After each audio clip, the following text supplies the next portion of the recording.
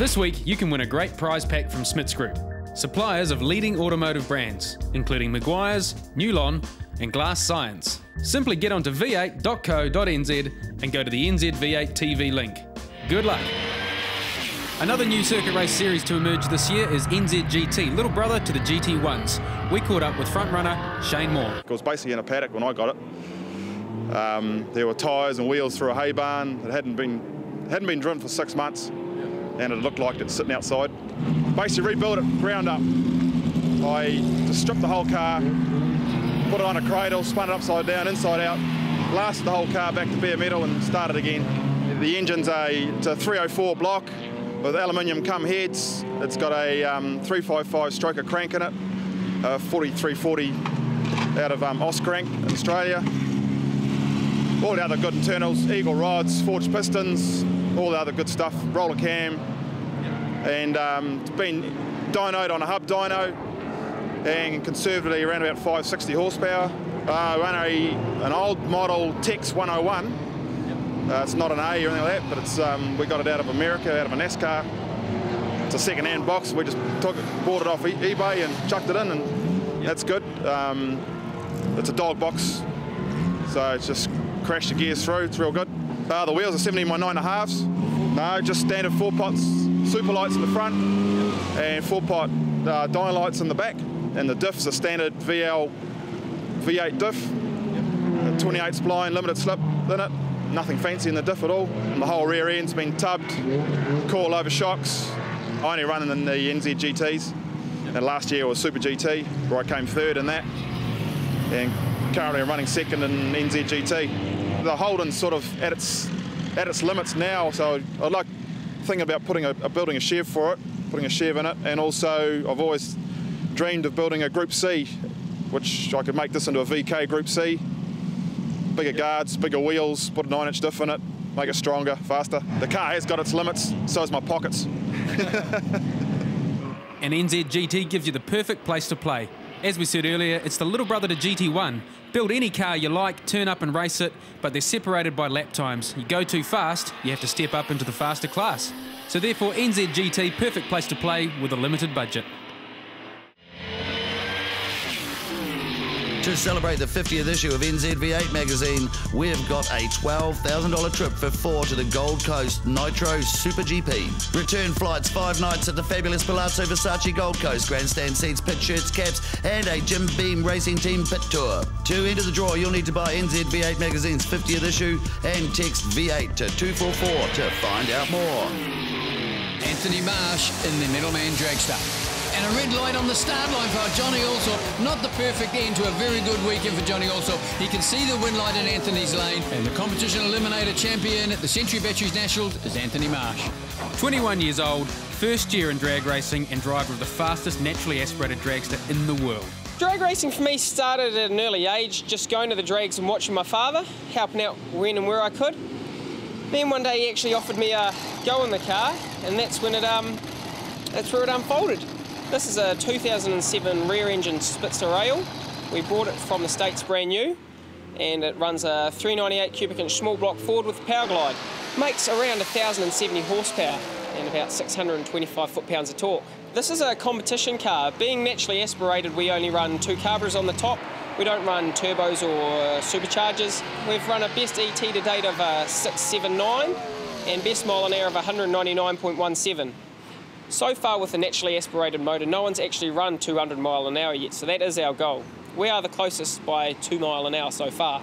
That 200 is very elusive. It's taken us 7 years to get to that 199. We only want this much more. At the beginning I was afraid to keep my foot in it. It's not as easy as it looks. But as time's progressed, I've got a lot better and I'm a lot more confident with my driving now.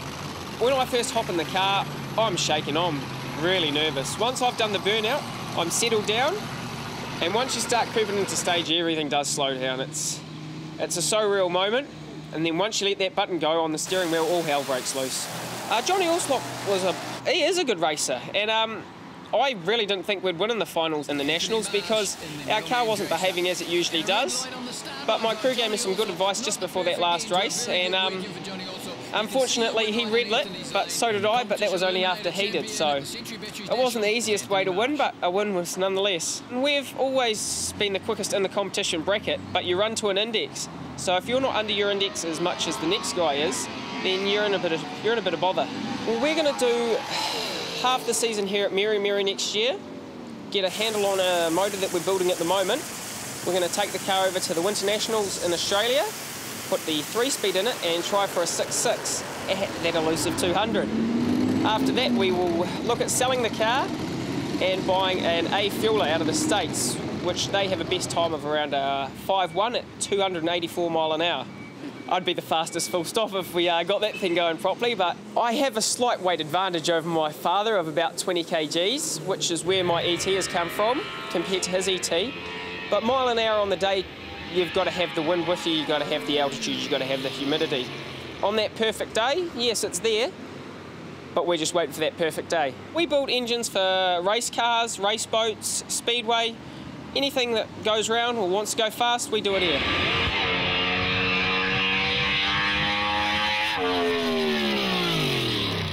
Drag racing and motorsport, there isn't really much more to be into, is there? No, Anthony, there's not. Fram Autolite Dragway, last meeting of the year, Anthony Marsh in the Middleman Dragster. Now remember folks, this is a naturally aspirated engine. No superchargers, no turbos, no nitrous.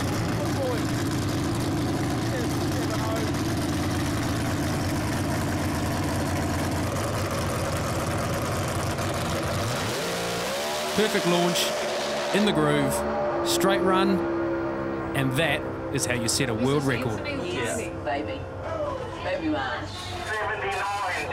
Woohoo! That's a record. 679. Issue 36 of NZV8 magazine featured the only nitrous top door slammer car in New Zealand, the Chevy Nova of Wayne Hussey. With a top door slammer class, it's easy to get wheel spin or be a bit slow off the lights or get a bit sideways further up the track. Anything can happen. So you just never count out your chances until you're over the finish line. This car's a 67 Chevy Nova. It was built by Tommy Morney in Alabama in America in 1999. It's running a Dart Big M block, Dart 18-degree heads. We're running a 2-stage power glide. It's a dead and bare case with a ballistic shield inside it. So if anything explodes, we're pretty safe. I've just put a new Mark Williams 9.5-inch diff in it because we blew the other one a few meetings back.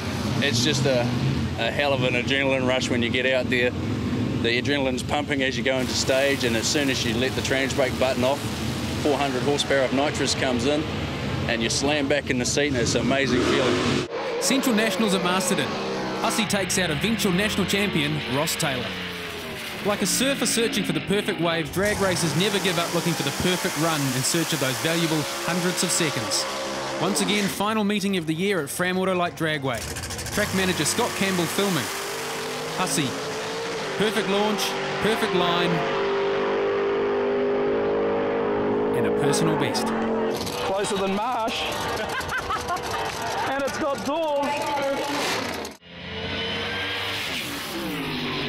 Brought to you by Smiths Group, suppliers of leading automotive brands, and GT Radials, superior performance at an affordable price. Okay, Boothie, who are the 5 other manufacturers to have won Bathurst? Too easy, bro. Volvo, Beamer, Nissan, Jaguar, and Morris. But did you know that in 1966 Bob Holden won in a Morris Mini?